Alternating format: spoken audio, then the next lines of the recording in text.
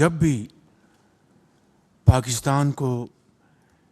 کسی بھی چیلنج کا سامنا ہوا، چاہے وہ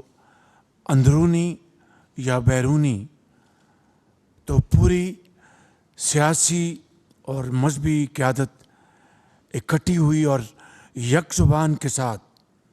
انہوں نے نہ صرف اپنے جذبات کا اظہار کیا بلکہ ٹھوس تجاویز پیش کیں اور اس کو عملی جامہ پہنانے کے لیے بھرپور تعاون کا مظاہرہ کیا۔ آج کا دن بھی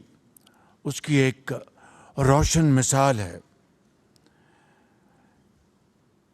جناب صدر، میں آج یہاں پر جو بہت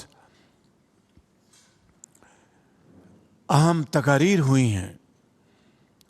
جس میں جذبات بھی شامل تھے، جس میں فکر بھی شامل ہے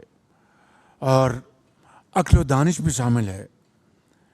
میں نے ان تمام تقاریر کو اور تجاویز کو بڑے غور سے سنا۔ جناب،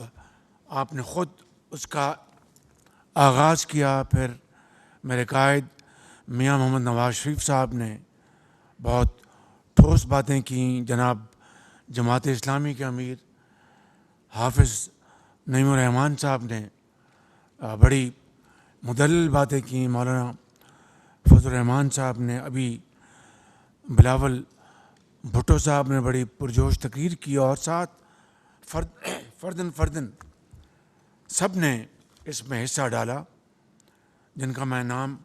نہیں لے سکا، میں معذرت چاہتا ہوں۔ لیکن میں یہ کہنا چاہتا ہوں کہ یہ اجتماعی سوچ